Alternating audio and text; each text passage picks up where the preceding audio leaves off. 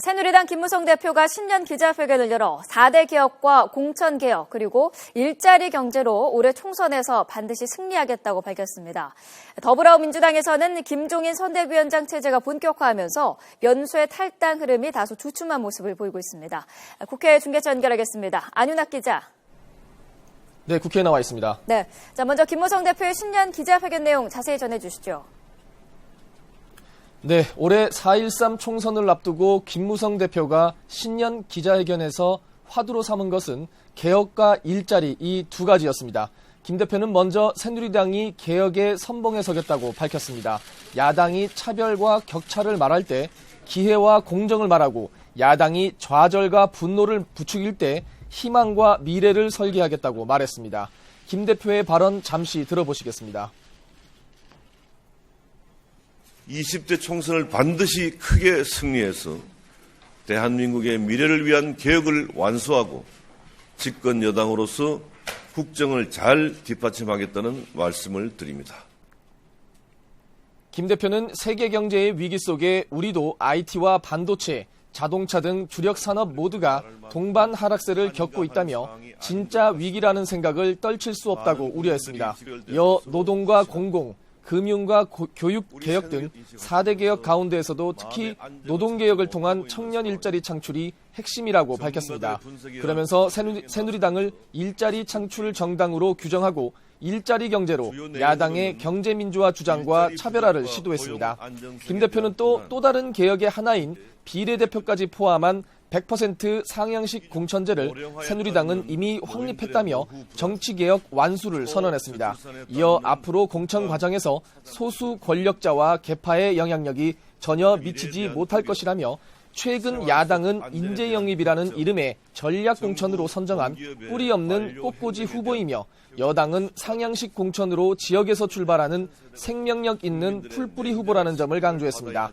이와 함께 국회 선진화법은 국회를 식물국회로 만든 악법 중의 악법이라며 새누리당이 낸 개정안을 국회의장이 직권 상정해 줄 것을 촉구했습니다. 또 선거구 획정 문제는 여야가 잠정 합의한 대로 지역구 253석을 우선 확정하고 비례대표 문제는 추후 계속 논의할 것을 제안했습니다.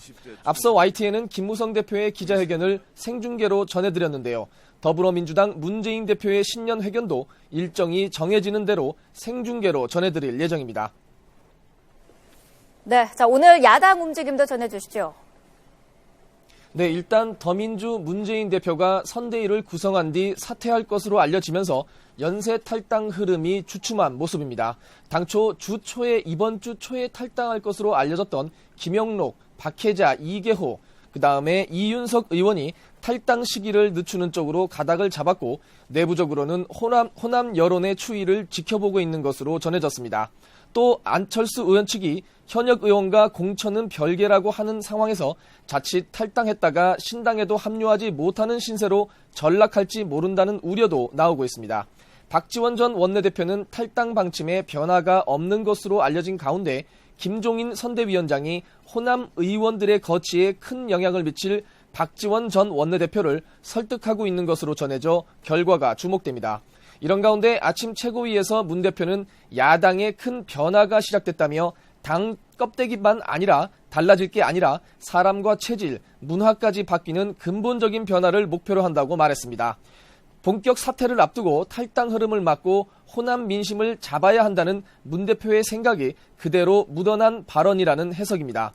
한편으로 더민주는 박원순 시장의 사람으로 불리는 김민영 전 참여연대 사무처장과 오성규 전 서울시 시설관리공단 이사장을 추가 영입하면서 박 시장과의 협력 체제를 확고히 다졌습니다.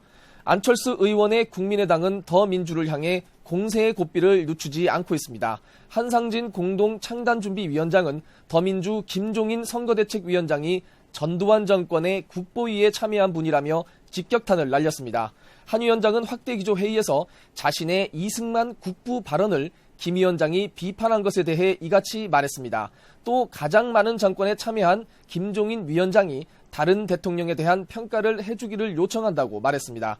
김 위원장이 이승만 전 대통령은 국부 자격이 없다고 평가한 데 대해서는 과거 통념에서 한 발자국도 나가지 못한 입장이라고 비판했습니다. 지금까지 국회에서 YTN 안윤학입니다.